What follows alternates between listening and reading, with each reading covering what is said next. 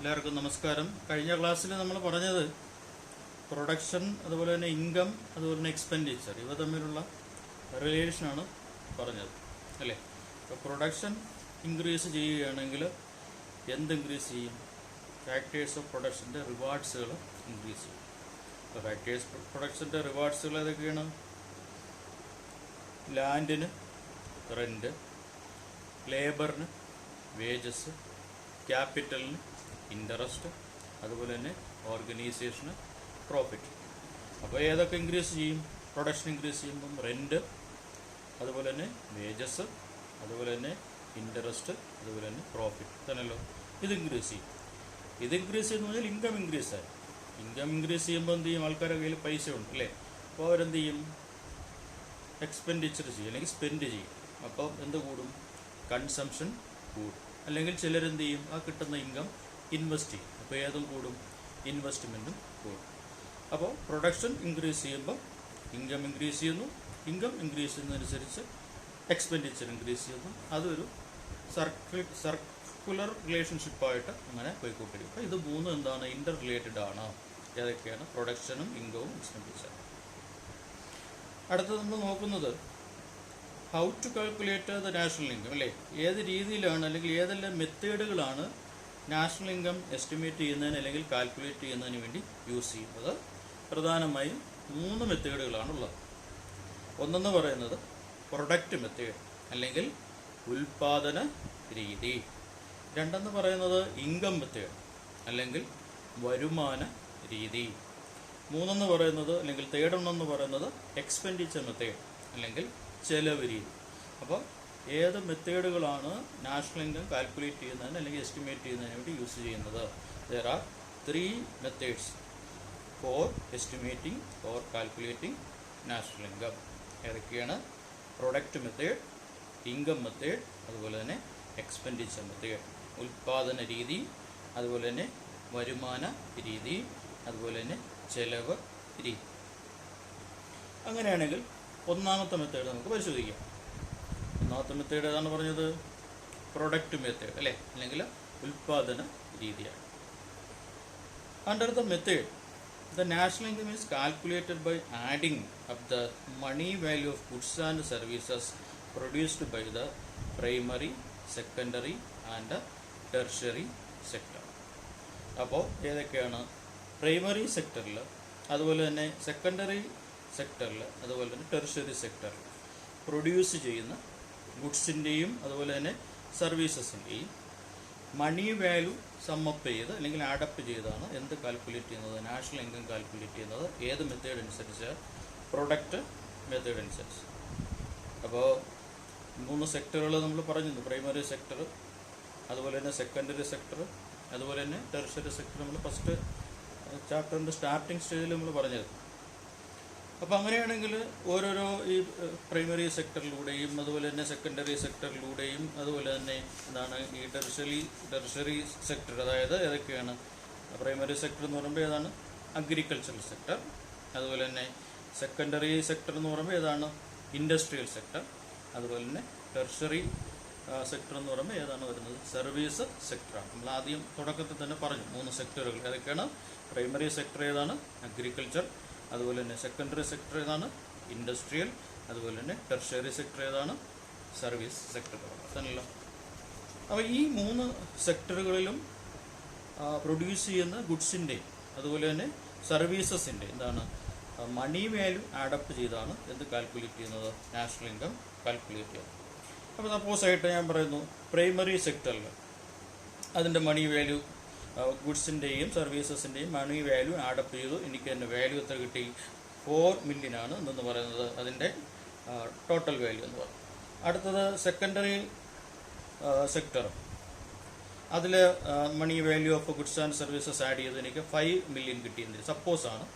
അതുപോലെ തന്നെ ടെർഷ്യറി സെക്ടറിൽ ഞാൻ ഗുഡ്സിൻ്റെയും സർവീസസിൻ്റെയും മണി വാല്യൂ ഞാൻ എടുത്തു. ഇത്ര കിട്ടി. ടോട്ടൽ എന്ന് പറയുന്നത് 8 million ആണ്. അപ്പോൾ പ്രൈമറി സെക്ടറിലെ ഗുഡ്സ് ആൻഡ് സർവീസസിൻ്റെ മണി വാല്യൂ 4 million. സെക്കൻഡറി സെക്ടറിലെ ഗുഡ്സ് ആൻഡ് സർവീസസിൻ്റെ money value 5 million.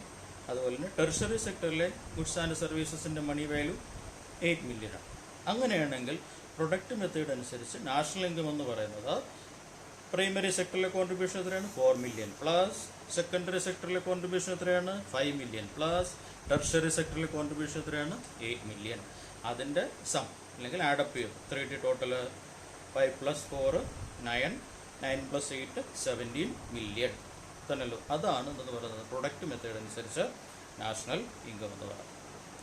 It is useful for assessing the contribution of each of these sectors towards the national income. ഇപ്പോൾ നാഷണൽ ഇൻകം നമുക്ക് calculate ചെയ്യുകയും ചെയ്യാം. അതിലുപരി ഓരോരോ സെക്ടറിലൂടെ ഇവിടെ ഉണ്ടായ കോൺട്രിബ്യൂഷൻ, നാഷണൽ ഇൻകത്തിൽ പ്രൈമറി സെക്ടറിൻ്റെ കോൺട്രിബ്യൂഷൻ എത്രയാണ്, അതുപോലെ തന്നെ സെക്കൻഡറി സെക്ടറിൻ്റെ കോൺട്രിബ്യൂഷൻ എത്രയാണ്, അതുപോലെ തന്നെ ടെർഷ്യറി സെക്ടറിൻ്റെ കോൺട്രിബ്യൂഷൻ. ഇപ്പോൾ നേരത്തെ പറഞ്ഞ എക്സാമ്പിളിൽ നാഷണൽ ഇൻകം എത്രയായിരുന്നു നമ്മൾ കാൽക്കുലേറ്റ് ചെയ്ത ടോട്ടൽ 17 മില്യൺ ആയിരുന്നു അല്ലേ.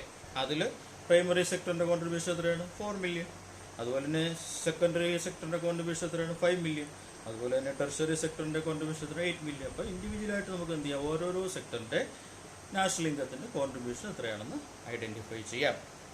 It is also use to analyze which sector contribute the most to national income. National ഇൻകത്തിൽ ഓരോരോ സെക്ടറിൽ കൂടുതൽ സംഭാവന, മോസ്റ്റ് കോൺട്രിബ്യൂഷൻ ആരാണ് നടത്തിയത്. ഇപ്പോൾ നേരത്തെ പറഞ്ഞ എക്സാമ്പിളിൽ ഏതൊക്കെയാണ്, primary 4 million, secondary 5 million, tertiary 8 million തന്നെയല്ലോ. അതിൽ കൂടുതൽ കോൺട്രിബ്യൂട്ട് ചെയ്തിരിക്കുന്നത് ഏതാണ്, 8 മില്യൺ ആണ് അല്ലേ. അപ്പോൾ അതേത് സെക്ടറാണത്, ടെർഷ്യറി സെക്ടറിൽ നമുക്ക് നാഷണൽ ഇൻകത്തിൽ മോസ്റ്റ് കോൺട്രിബ്യൂഷൻ ഉണ്ടായത്. അപ്പോൾ ഏറ്റവും ലീസ്റ്റ് കോൺട്രിബ്യൂഷൻ എവിടെ നിന്നാണ് കിട്ടിയത്, പ്രൈമറി സെക്ടറിൽ നിന്നാണ് ലീസ്റ്റ് കോൺട്രിബ്യൂഷൻ അല്ലേ. എത്ര കിട്ടിയുള്ളൂ, 4 മില്യണേ കിട്ടിയുള്ളൂ. ഇതാണ് ഒന്നാമത്തെ മെത്തേഡ്. ഏത് മെത്തേഡാണ്, പ്രൊഡക്റ്റ് മെത്തേഡ് അനുസരിച്ച് നാഷണൽ ഇൻകം കാൽക്കുലേറ്റ് ചെയ്യുന്ന രീതി. അടുത്തതിലോട്ട് പോവാം. സെക്കൻഡ് മെത്തേഡാണ്. സെക്കൻഡ് മെത്തേഡ് ഇൻകം മെത്തേഡാണ്.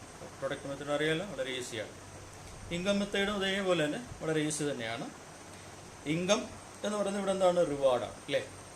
നേരത്തെ പറഞ്ഞു ഫാക്ടേഴ്സ് ഓഫ് പ്രൊഡക്ഷൻ്റെ റിവാർഡുകൾ ഏതൊക്കെയാണ്, ലാൻഡ്, ലേബർ, ക്യാപിറ്റൽ, ഓർഗനൈസേഷൻ കിട്ടുന്ന റിവാർഡുകൾ ഏതൊക്കെയാണ്, ലാൻഡിൻ്റെ റെൻറ്റ് അല്ലേ, അതുപോലെ തന്നെ പ്ലസ് ലേബറിൻ്റെ ഏതാണ്, വേജസ് പ്ലസ് അല്ലേ, ക്യാപിറ്റലിൻ്റെ ഏതാണ്, ഇൻട്രസ്റ്റ് പ്ലസ് ഓർഗനൈസേഷൻ ഏതാണ്, പ്രോഫിറ്റ്. ഇതെല്ലാം കൂടെ ആഡ് ചെയ്താൽ ഏതൊക്കെ, റെൻറ്റ്, വേജ്, ഇൻട്രസ്റ്റ്, പ്രോഫിറ്റ്. ഇത് ആഡ് ചെയ്താൽ എന്ത് കിട്ടി, ഇൻകമായി. അപ്പോൾ in income method national income is calculated based on rent, wages, interest and profit which are the rewards of factors of production. അപ്പോൾ ഇൻകം മെത്തേഡിൽ നാഷണൽ ഇൻകം കാൽക്കുലേറ്റ് ചെയ്യുന്നത് എന്തിൻ്റെ അടിസ്ഥാനത്തിലാണ്, റെൻറ്റ്, വേജ്, ഇൻട്രസ്റ്റ്, പ്രോഫിറ്റ് തന്നെയല്ലോ, ഇവയെ അടിസ്ഥാനപ്പെടുത്തിയാണ്. ഈ റെൻറ്റ്, വേജ്, ഇൻട്രസ്റ്റ്, പ്രോഫിറ്റ് എന്ന് പറഞ്ഞാൽ എന്താണ്, ഫാക്ടേഴ്സ് ഓഫ് പ്രൊഡക്ഷൻ്റെ എന്താണ്, റിവാർഡുകളാണ്. This method is helpful in analyzing the contribution of each factors of production to the national income. അപ്പോൾ പ്രൊഡക്റ്റ് മെത്തേഡിൽ ഓരോ സെക്ടറിൽ നിന്ന് നാഷണൽ ഇൻകത്തിൻ്റെ കോൺട്രിബ്യൂഷൻ എത്രയാണെന്ന് കണ്ടുപിടിക്കാൻ പറ്റി. ഇൻകം മെത്തേഡ് അനുസരിച്ച് എന്താണ്, ഫാക്ടേഴ്സ് ഓഫ് പ്രൊഡക്ഷൻ്റെ ഓരോ ഫാക്ടേഴ്സ് ഓഫ് പ്രൊഡക്ഷനിൽ നിന്നും എത്രത്തോളം എന്താണ് കോൺട്രിബ്യൂഷൻ ഉണ്ടായി എന്നുള്ളത് കണ്ടുപിടിക്കുന്നതിന് വേണ്ടി നമുക്ക് സഹായിക്കുന്ന ഒന്നാണ് എന്ന് പറയുന്നത് ഈ ഇൻകം. അപ്പോൾ ഇൻകം മെത്തേഡ് അനുസരിച്ച് സപ്പോസ് റെൻറ്റ് അല്ലെങ്കിൽ നമുക്കെന്ത് വിളിക്കാം മലയാളത്തിൽ, പാട്ടം, അതുപോലെ തന്നെ വേജസ് അല്ലെങ്കിൽ വേതനം, അതുപോലെ ഇൻട്രസ്റ്റ് അല്ലെങ്കിൽ പലിശ, അതുപോലെ തന്നെ പ്രോഫിറ്റ് അല്ലെങ്കിൽ ലാഭം. ഇപ്പോൾ ഒരു എക്സാമ്പിൾ പറയാം. റെൻ്റായിട്ട് നാഷണൽ ഇൻകം കാൽക്കുലേറ്റ് ചെയ്യുന്ന സമയത്ത് റെൻ്റായിട്ട് കിട്ടിയത് എനിക്ക് സപ്പോസ് 3 മില്യൺ ആണ്. അതുപോലെ തന്നെ നാഷണൽ ഇൻകം കാൽക്കുലേറ്റ് ചെയ്യുന്ന സമയത്ത് വേജസ് എന്ന് പറയുന്നത് എത്രയാണ്, 2 മില്യൺ ആണ്. അതുപോലെ തന്നെ ഇൻട്രസ്റ്റ് എന്ന് പറയുന്നത് സപ്പോസ് അത് 5 മില്യൺ ആണ്. അതുപോലെ തന്നെ പ്രോഫിറ്റ് എന്ന് പറയുന്നത് എത്രയാണ്, 7 മില്യൺ. ഒരു രാജ്യത്തിൽ പർട്ടിക്കുലർ ഇയറിലെ എസ്റ്റിമേറ്റാണ് പറയുന്നത്, ആക്ച്വലി സപ്പോസ് പറയുകയാണ് കേട്ടോ. ഇപ്പോൾ പർട്ടിക്കുലർ ഇയറിൽ ഫാക്ടേഴ്സ് ഓഫ് പ്രൊഡക്ഷൻ്റെ റിവാർഡ്സുകളായ ഏത്, റെൻ്റായിട്ട് സപ്പോസ് എത്ര കിട്ടി, 3 മില്യൺ കിട്ടി. അതുപോലെ തന്നെ വേജസ് ആയിട്ട് എത്ര കിട്ടി, 2 മില്യൺ കിട്ടി. അതുപോലെ ഇൻട്രസ്റ്റ് ആയിട്ട് സപ്പോസ് എത്ര കിട്ടി, 5 മില്യൺ കിട്ടി. അതുപോലെ തന്നെ പ്രോഫിറ്റ് ആയിട്ട് സപ്പോസ് എത്ര കിട്ടി, 7 മില്യൺ കിട്ടി. എങ്കിൽ ഇതിൻ്റെ സമ്മായിരിക്കും എന്ന് പറയുന്നത് ഇൻകം മെത്തേഡ് അനുസരിച്ച് നാഷണൽ ഇൻകം. അങ്ങനെയാണെങ്കിൽ റെൻറ്റ് 3 മില്യൺ പ്ലസ്, അതുപോലെ തന്നെ ഇൻട്രസ്റ്റ് എത്രയാണ്,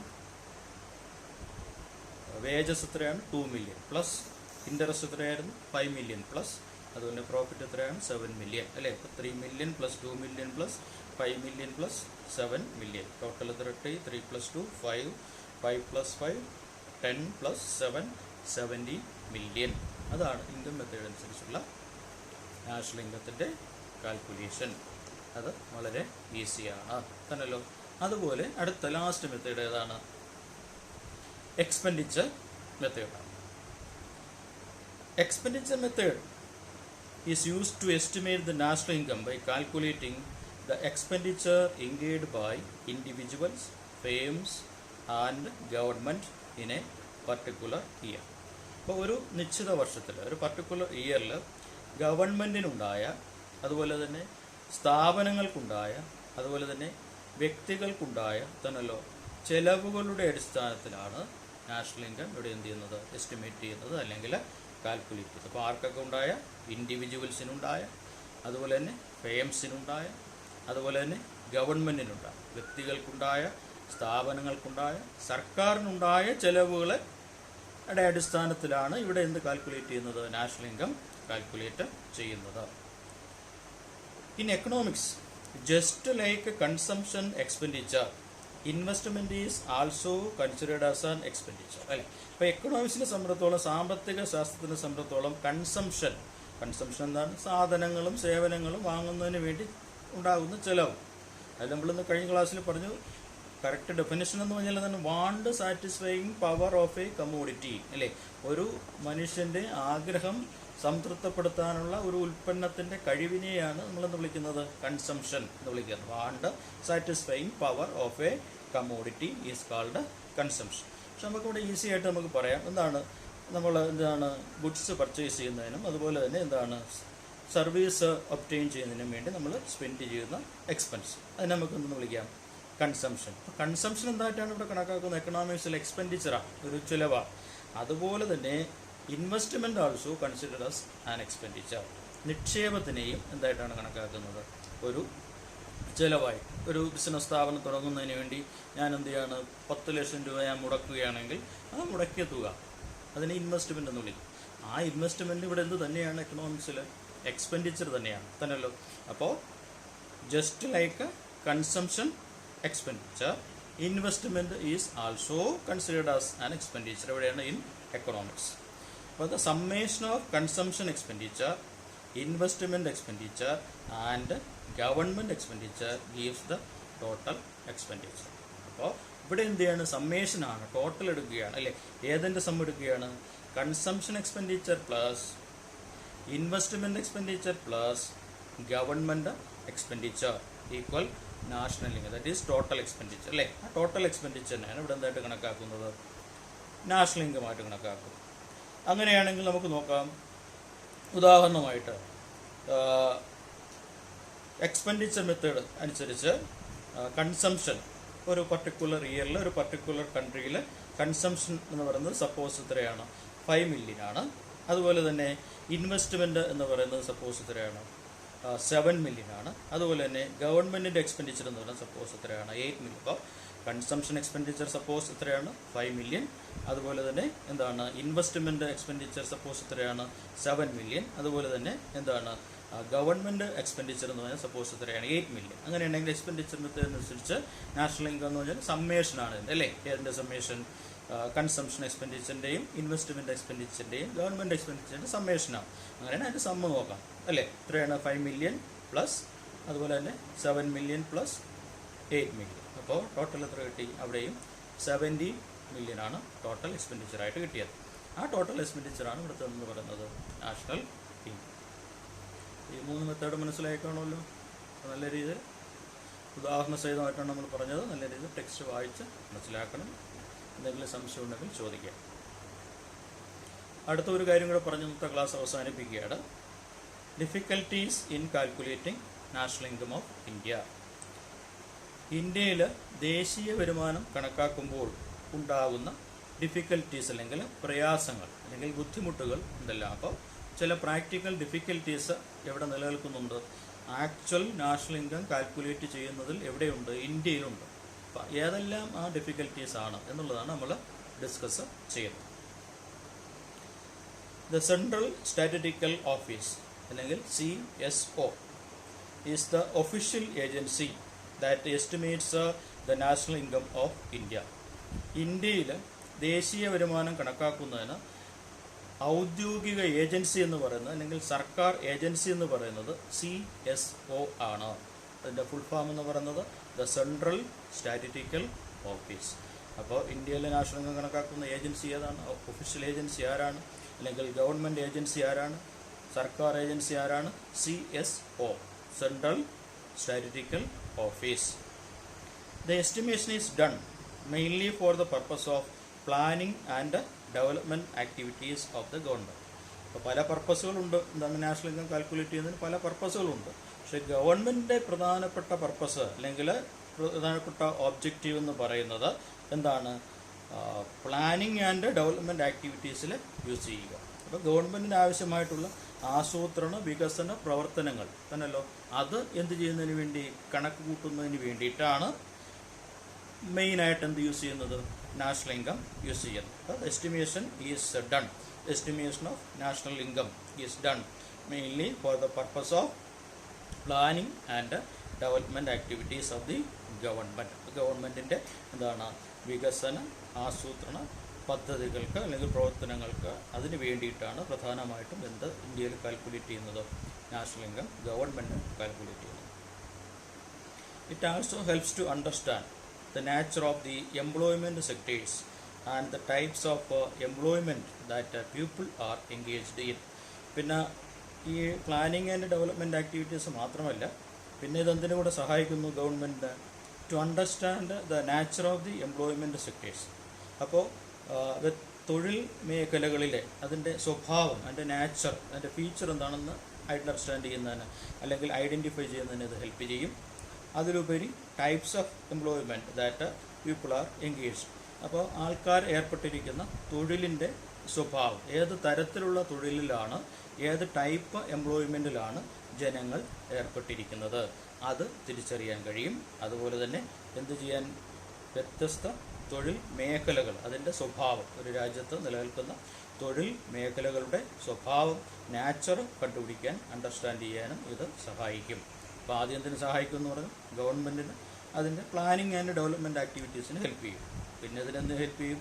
ഒരു കൺട്രിയിലുള്ള എംപ്ലോയ്മെൻറ്റ് സെക്ടേഴ്സിൻ്റെ നാച്ചർ എന്ത് ചെയ്യുന്നതിന് വേണ്ടി, അതിൻ്റെ സ്വഭാവം മനസ്സിലാക്കുന്നതിന് ഇത് സഹായിക്കും. അതിലുപരി ഒരു രാജ്യത്ത് ജനങ്ങൾ ഏർപ്പെട്ടിരിക്കുന്ന തൊഴിൽ മേഖലകൾ, അല്ലേ, ഏതെല്ലാം തൊഴിൽ രീതികൾ, ഏതെല്ലാം ടൈപ്പ് എംപ്ലോയ്മെൻറ്റിലാണ് ജനങ്ങൾ ഏർപ്പെട്ടിരിക്കുന്നത്. To find out the types of employment the people are engaged in. ഈ 3 കാര്യങ്ങൾ പറയും. ഇനി നാഷണൽ ഇൻകം കാൽക്കുലേറ്റ് ചെയ്യുന്ന മെത്തേഡുകൾ ഏതൊക്കെയാണ്? അത് നമ്മൾ ഡിസ്കസ് ചെയ്തു. പ്രൊഡക്റ്റ് മെത്തേഡ്, ഇൻകം മെത്തേഡ്, അതുപോലെ തന്നെ എക്സ്പെൻഡിച്ചർ മെത്തേഡ്. അപ്പോൾ in India we make use of the product, income and expenditure method to estimate the national income. The assessment of national income is a tough job that is challenged by practical and ideational issues.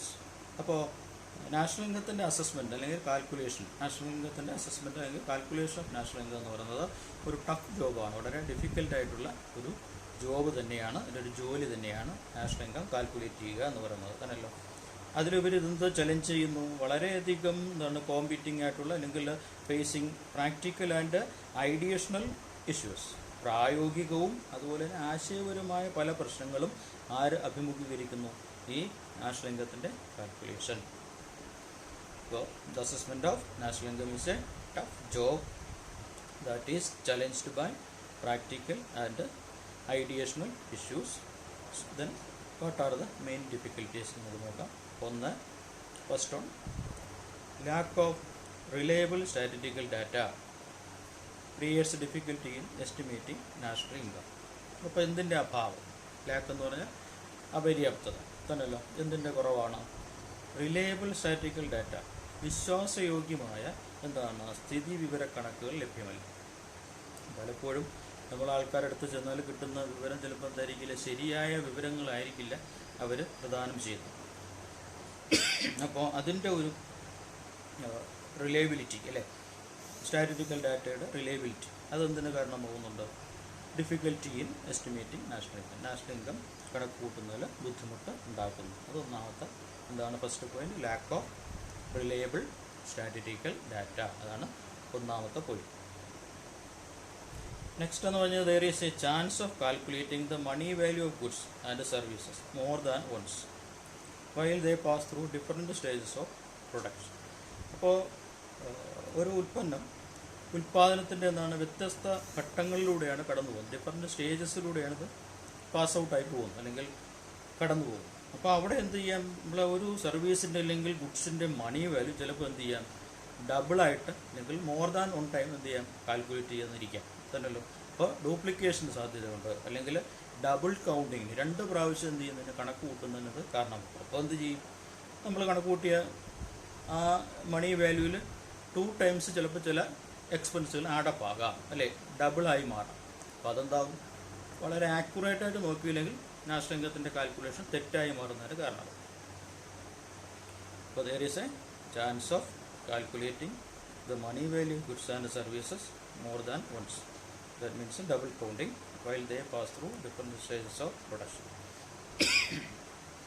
അടുത്തത് services of house wives is not included in national income. National ഇൻകത്തിൽ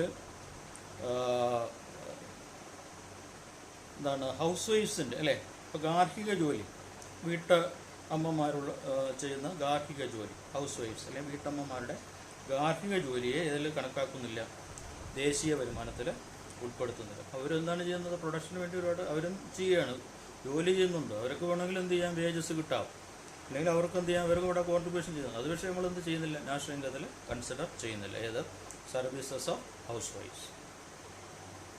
next, the production of goods for self consumption is not included in the estimation of national income. അല്ലേ, അപ്പം നമ്മുടെ സ്വന്തം ആവശ്യത്തിന് വേണ്ടി ഉൽപ്പാദനം നടത്തുകയാണെങ്കിൽ അത് ഒരിക്കലും എന്തിനു വേണ്ടി കണക്കാക്കുന്നില്ല, നാഷണൽ ഇൻകത്തിൽ ഉൾപ്പെടുത്തുന്നില്ല. Production of goods for self consumption, അല്ലേ, നമ്മുടെ സ്വന്തം ഉപഭോഗത്തിന് വേണ്ടിയിട്ടുള്ള സാധനങ്ങളുടെ ഉൽപ്പാദനം എവിടെ കണക്കാക്കുന്നില്ല, ദേശീയ വരുമാനം കണക്കാക്കുന്നതിൽ ഉൾപ്പെടുത്തിയിരിക്കുന്നില്ല. അതിന് ഉദാഹരണം ഇവിടെ പറഞ്ഞിരിക്കുന്നത് എന്താണ്, വീട്ടിൽ വളർത്തുന്ന പച്ചക്കറികൾ, അല്ലേ, അത് നമ്മുടെ ആവശ്യത്തിന് വേണ്ടി ഉപയോഗിക്കുകയാണെങ്കിൽ അത് നമ്മൾ ദേശീയ വരുമാനത്തിൽ കണക്കാക്കുന്ന ഒന്നല്ല, അത് നമുക്ക് കിട്ടുന്ന ഒരു ഇൻകമായിട്ടും നമ്മൾ കണക്കാക്കുന്നില്ല. അടുത്തെന്ന് പറയുന്നത് ignorance and illiteracy of the people create problems in collecting statistical data. അപ്പോൾ ആൾക്കാരുടെ എന്താണ്, അറിവില്ലായ്മ, അതുപോലെ തന്നെ നിരക്ഷരത, ഇഗ്നോറൻസ്, അല്ലേ, അറിവില്ലായ്മയും ഇല്ലിറ്ററസി തന്നല്ലോ, അതുപോലെ നിരക്ഷരം, എഴുതാനും വായിക്കാനും ഒന്നും അറിയാത്ത ആ ഒരു പ്രശ്നം. ഞങ്ങൾ പൂർണ്ണമായും സാക്ഷരരല്ല, കേരളത്തിനെ പോലെ മറ്റുള്ള സംസ്ഥാനങ്ങൾ പല സ്ഥലങ്ങളിലും കംപ്ലീറ്റ് ലിറ്ററേറ്റ് ആയിട്ടുള്ള ആൾക്കാരൊന്നുമല്ല. അപ്പോൾ അവിടെ തരുന്ന കളക്ട് ചെയ്യുന്ന ഇൻഫർമേഷൻ അതെന്താവണമെന്നില്ല, ആക്ച്വൽ ഇൻഫർമേഷൻ ആവണമെന്നില്ല. അപ്പോൾ അവിടെ എന്തുണ്ടാകുന്നുണ്ട്, പ്രോബ്ലംസ് ക്രിയേറ്റ് ചെയ്യുന്നു. അപ്പോൾ ആൾക്കാരുടെ പീപ്പിളിൻ്റെ ഇഗ്നോറൻസും അതുപോലെ തന്നെ ഇല്ലിറ്ററസും അതും അടുത്തൊരു പ്രോബ്ലമാണ് ഏത്, നാഷണൽ ഇൻകത്തിൻ്റെ അസസ്മെൻറ്റിൽ.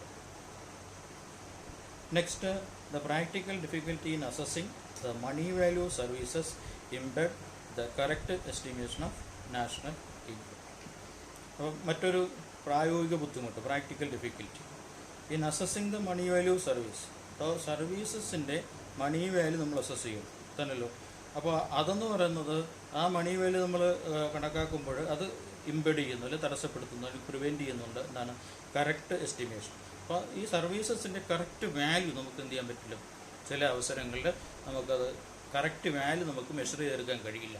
സർവീസസിൻ്റെ, സാധനങ്ങളുടെ എല്ലാം സർവീസ്, ഒരു ആളുടെ ചെയ്യുന്ന സേവനം, അല്ലെങ്കിൽ ചില വ്യക്തികൾ ചെയ്യുന്ന സേവനം, അല്ലെങ്കിൽ ചില സ്ഥാപനങ്ങൾ ചെയ്യുന്ന സേവനം, അതിനൊരിക്കലും നമുക്ക് കറക്റ്റായിട്ടുള്ള ഒരു മണി വാല്യൂ ഫിക്സ് ചെയ്യാൻ കഴിയില്ല. അപ്പോൾ അതിന് ഏകദേശം ഒരു വാല്യൂ ആയിരിക്കും, ആക്ച്വലായിട്ടുള്ള വാല്യൂ ആയിരിക്കില്ല ഇടുന്നത്, ഒരു ഏകദേശ വാല്യൂ ആയിരിക്കും അവിടെ എന്ത് ചെയ്യുന്നത്, മണി വാല്യൂ ആയിരിക്കും കൽപ്പിക്കപ്പെടുന്നത്. അപ്പോൾ അതും എന്തിന് കാരണമാകുന്നു, നാഷണൽ ഇൻകത്തിൻ്റെ കാൽക്കുലേഷൻ ഡിഫിക്കൽട്ടാക്കി മാറ്റുന്നു. അപ്പോൾ ഇതാണ് the practical difficulty in assessing the money value of services embed the correct estimation of national income. Last എന്ന് പറയുന്നത് consumers seldom maintain records of expenditure incurred by them. അപ്പോൾ ഉപഭോക്താക്കൾ എന്ന് പറഞ്ഞത് വളരെ കുറച്ച് പേർ മാത്രമേ എന്ത് ചെയ്യുള്ളൂ, അവർക്കുണ്ടാകുന്ന ചിലവുകൾ രേഖപ്പെടുത്തി വയ്ക്കാറുള്ളൂ. എല്ലാ ഉപഭോക്താക്കളും അവർക്ക് ഉണ്ടാകുന്ന ദൈനംദിനം ഉണ്ടാകുന്ന, അല്ലെങ്കിൽ ഒരു മാസം ഉണ്ടാകുന്ന, അല്ലെങ്കിൽ ഒരു വർഷം ഉണ്ടാകുന്ന ചിലവുകൾ ആരും രേഖപ്പെടുത്തി വെക്കാറില്ല, കൺസ്യൂമേഴ്സ്. അപ്പോൾ റയറാണ്, സെൽഡമാണ്, അല്ലേ. അപ്പോൾ consumers seldom maintain records of expenditure incurred by them. Attempts are being made to overcome these difficulties so that Ashwin can be calculated more accurate. അപ്പോൾ ഈ പ്രശ്നങ്ങൾ തരണം ചെയ്യുന്നതിന് ഓവർകം ചെയ്യുന്നതിന് വേണ്ടിയിട്ട് ഒരുപാട് ശ്രമങ്ങൾ അറ്റംപ്റ്റ് ചെയ്യുന്നുണ്ട്. അങ്ങനെ ആശ്വിങ്കം കറക്റ്റായിട്ട് കാൽക്കുലേറ്റ് ചെയ്യാൻ ട്രൈ ചെയ്യുന്നു. അപ്പോൾ എല്ലാവരും നല്ലോണം ടെക്സ്റ്റ് വായിക്കണം. അതുപോലെ തന്നെ വിക്ടേഴ്സ് ചാനൽ കാണണം. എന്തെങ്കിലും സംശയം ഉണ്ടെങ്കിൽ ചോദിക്കുക. അടുത്ത ക്ലാസ് കാണാം. ബൈ.